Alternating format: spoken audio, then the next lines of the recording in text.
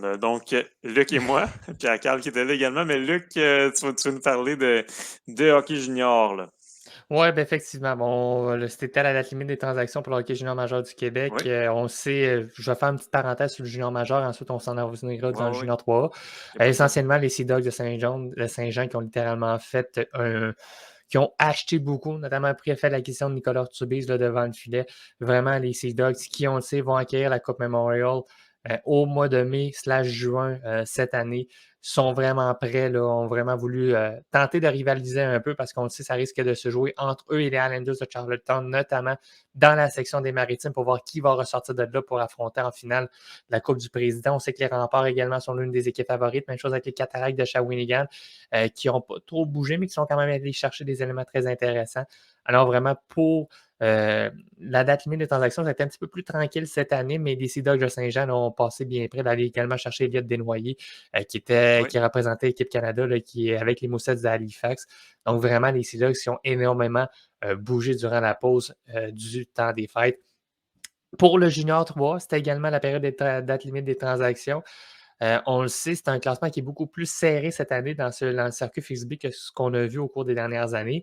Il y a 8 équipes présentement qui peuvent réellement aspirer à prendre part aux séries éliminatoires de façon assez marquée et être compétitifs. On parle seulement d'à peu près 12 points d'écart, 12 à 15 points d'écart entre la première et la septième position. C'est quand même assez serré. On parle de moins de 10 points parmi les 6 premières équipes.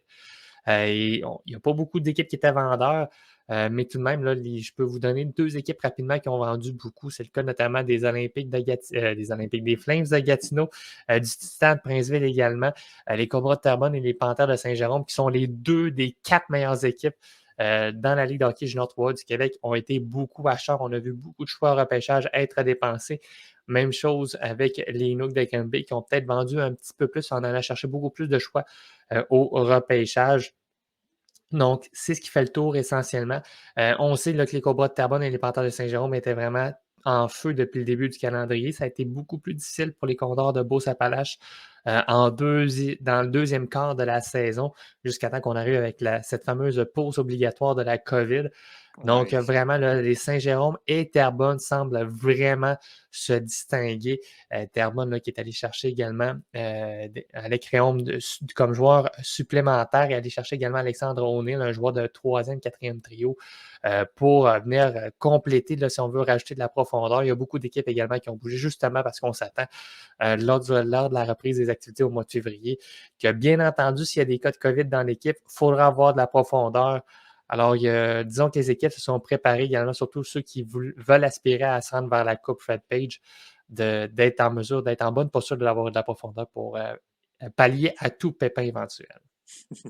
Écoute, je veux dire de quoi je pense à ça souvent, là, c'est quand même quelque chose de faire échanger à cet âge-là, hein. Tu sais, de changer d'équipe en milieu de saison, changer de ville, des fois, si tu as 18-19 ans, ça doit être quelque chose de difficile. Effectivement, surtout dans le Junior 3, il faut se dire, les joueurs sont beaucoup plus proches de la maison. Tu sais. Ben Souvent, les oui. organisations vont repêcher plus les joueurs qui veulent venir jouer, pour revenir dans le domicile familial après avoir joué avec, par exemple, dans le midget 3A, peut-être parfois éloigné de la maison. Donc, c'est ce qui rend un peu la tâche difficile également pour tous les directeurs généraux avec lesquels ils doivent gérer, là, puis surtout gérer certaines situations comme ça. Effectivement, effectivement. Ben, merci Luc pour ce tour d'horizon junior et puis on se reparle dans quelques instants. On va parler des Oilers d'Edmonton.